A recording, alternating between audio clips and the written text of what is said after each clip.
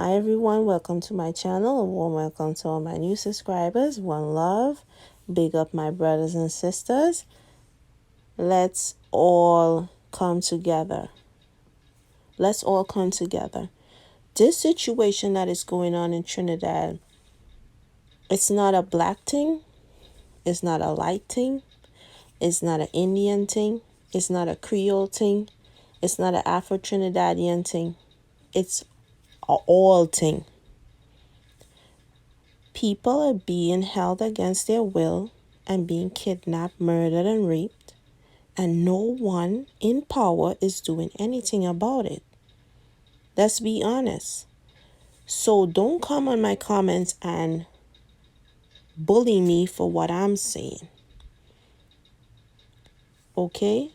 This video is to show you the world is hearing Trinidad women right now, and they're protesting and they're doing what they're supposed to do. They're starting petitions and they're with the women of Trinidad and Tobago, and they're standing. They're in the cold, in the snow, and they're protesting for the rights and the injustice of women in Trinidad and Tobago. These women, Queens, New York, big rally, big protests. The whole street shut down. Okay? They're not having it. Justice for Andrea, Ashanti Riley, and all the victims who cases went cold. The situation right now is epic, and the nonchalant behavior is not going to be tolerated anymore. Your voices will be heard. You think you don't have a voice. You do have a voice. Women are going through these situations all over the world, and you're not alone. Because the comments tell me everything. No judgment to no one. My channel is not to judge anyone's situation. Just know that. We all bleed the same blood. One love. I love everyone. Please be respectful in the comments. These women is speaking their truth about the trauma that they've been through. And I know you've been through that trauma also. So let's all live in love. And please watch the video. Please, please, please watch the video. Very powerful words. And change is on its way. Don't forget, change is on its way for Trinidad. Change will be on its way for Trinidad. This situation is worldwide right now. Nothing is going to be dust under the rug anymore. Just know that you're not alone and you do have a voice. Peace and blessings to everybody. Love y'all. Good evening, everyone. My name is Trini and I'm a founding board member of South Queens Women's March. And we are here today because we are fed up. We are fed up of these vigils. Fed up of seeing public shrines for those who we've lost to gender-based violence. We're fed up that we have to remember new names with same old stories. Enough is enough. Say it with me and say it loud. Enough is enough. Enough is enough. When our home countries are hurting, we are hurting. We are standing here today because women are feeling unsafe. We are feeling like disposables to a global system that continues to perpetuate violence that is deeply intertwined with our histories of colonialism, state violence, and a global economic system where women, poor, and working class people and gender expansive folks are being devalued. I was looking at the march in Trinidad, and one of the signs said, "In my country, it is easier to get raped than to get a job." We live in this world where toxic behaviors continue to thrive, a system that allows rape culture to continue to thrive, and where scarce resources make us vulnerable to gender-based violence and unpaid and underpaid women. What is happening in Trinidad right now is not an isolated event or a single story of which drunk man was beating on his wife. It is about how structural inequalities, carceral systems, inefficient leaders, and the lack of legal reform that continues to debilitate us and make us feel unsafe, and we will not be silenced. Say this with me. Stop the violence! Stop the violence! No more silence! No more silence! We fight back!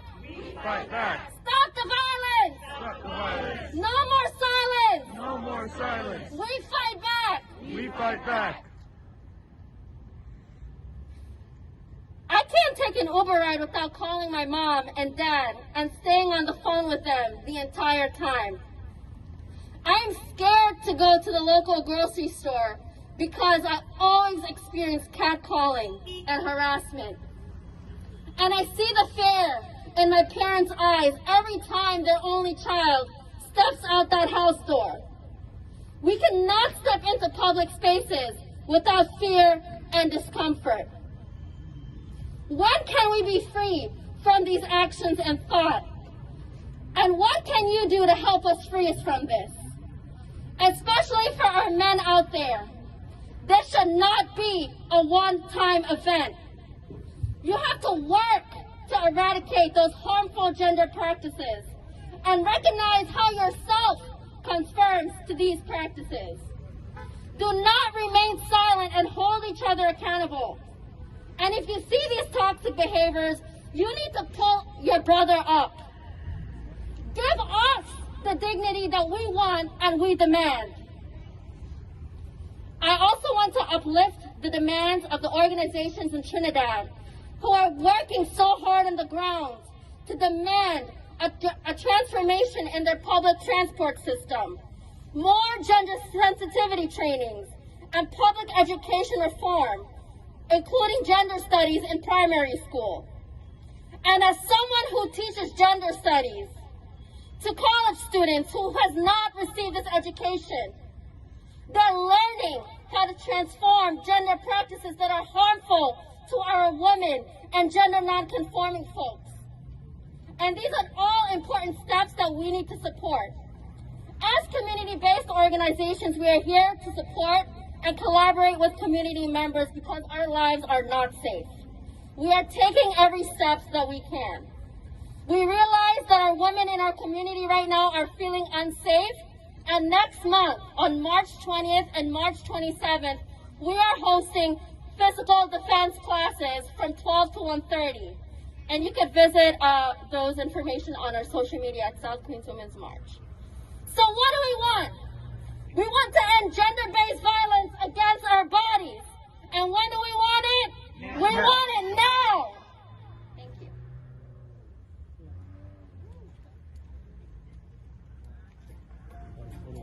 Good evening, everyone. My name is Narmala Singh, and I'm also a founding board member of South Queens Women's March. When I was just 5 years old, we got a phone call from my Aji at 4 a.m. in the morning, notifying us that my Pua, her daughter, was murdered by her partner, who later ended up committing suicide. Almost 20 years later, as I sat on my bed and I read the articles about the murder of Donna DeJoy, one of our sisters right here in the South Queens community, fast forwarding to present day, just a few days ago, we lost 2 more sisters, Andrea and Ashanti, along with countless others. And I'm here to ask, when does this cycle end? At 5 years old, I felt helpless, seeing a community mourn the loss of lives gone too soon, to now being 24 and still seeing the same cycle. I'm here to say we are not helpless. Enough is enough, and South Queens Women's March will not stop fighting for the day when women and gender non-conforming people can exist safely and freely in this world. We are also standing in support with our families in the diaspora of Trinidad and are calling for the registration of all private cars operating as taxis, trainings for all taxi drivers, both public and private, on gender-based violence and harassment. We're asking for an established complaint system for patrons, including a panic button, and mandatory cameras that are turned on when all passengers are in the car. Reforms of the system is one aspect of change, But first, we need systemic cultural change, and that starts right here in our community. This hate and violence against women has got to stop. So I'm gonna say stop the hate, and you're gonna say stop the violence. Stop the hate! Stop the violence! Stop the hate! Stop the violence! Stop the hate! Stop the violence! When do we need it to stop? My name is Shavana Jorawar, and I am a survivor of domestic violence and sexual assault. And I'm grateful every day that I'm alive, that I made it out. And although what I went through was difficult and the memories still haunt me, still torture me sometimes today, I'm grateful that I had the privilege to free myself. I had financial stability. I had a support system, but so many other survivors do not. I want to talk about economic freedom, and I want folks to pay attention because this is really important, and we have to start making real structural changes here. I want to call on all of you to fight against the economic suffering women are facing, because it is extremely, extremely tied to our safety. So people will often ask, well, why doesn't she just leave? How many of us have heard that? We hear it all the time. Why doesn't she just get out? And I get the frustration. If things are so bad, why not up and go, right? But the reality is that it's not that easy, especially if you're relying on your abuser to have a roof over your head and to have food in your belly, especially if you can't provide for your kids on your own. If you don't have a job, if your job doesn't pay you enough, if you can't pay for college, if you don't have your immigration papers or work permit, if you're new in this country and your abuser is the only person you know. I know these stories because we talk to these women every day. These are the kinds of things that make it hard for you to be independent. These are the things that make it so hard to leave. And so you stay. You take the beating.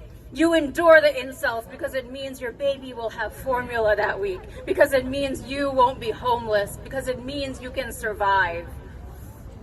Women whose finances are controlled by their spouses are 5 times greater risk of domestic violence.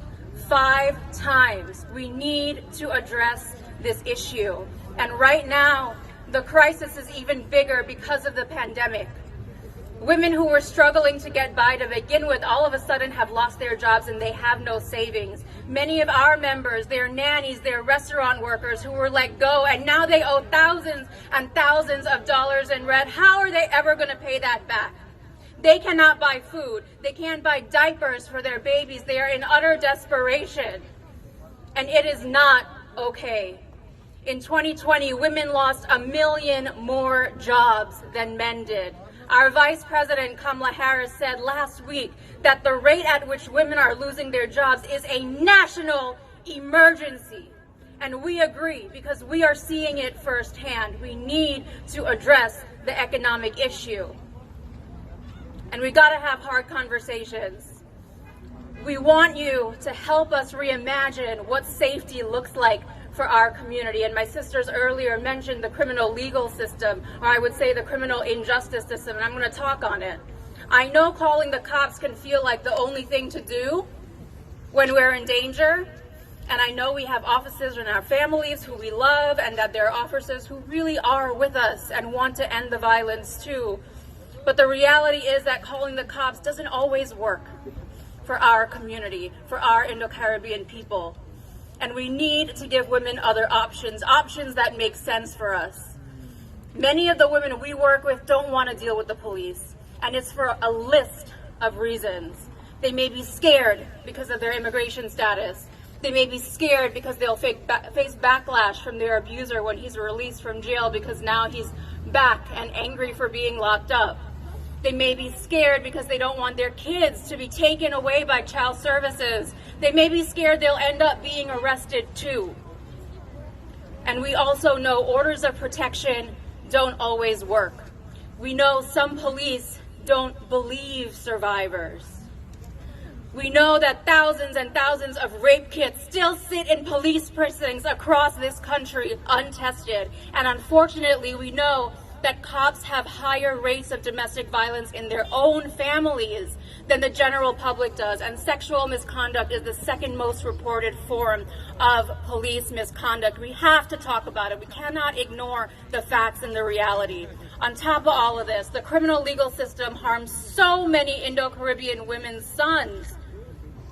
Sons like Prakash Churaman, who was wrongfully accused of murder and locked up at the age of 15. He is now 21 and was only recently released from jail on bail. His mother, Nandini, lost her child to the system.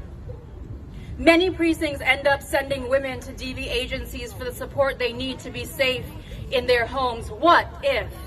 What if we tried to eliminate this go-between in cases where the cops really aren't necessary and where social workers are actually better prepared for the situation, giving the cops more ability to focus on the harder cases?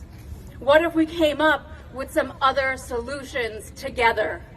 We need to invest in domestic violence agencies that actually have the expertise. We need to invest in groups like the Bros Group that are teaching healthy masculinity.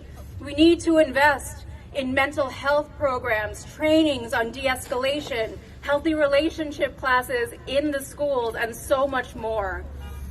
These are the hard and uncomfortable conversations that we need to have. They are conversations that take courage, but they have to happen. And I believe in the power of our community to find the solutions together.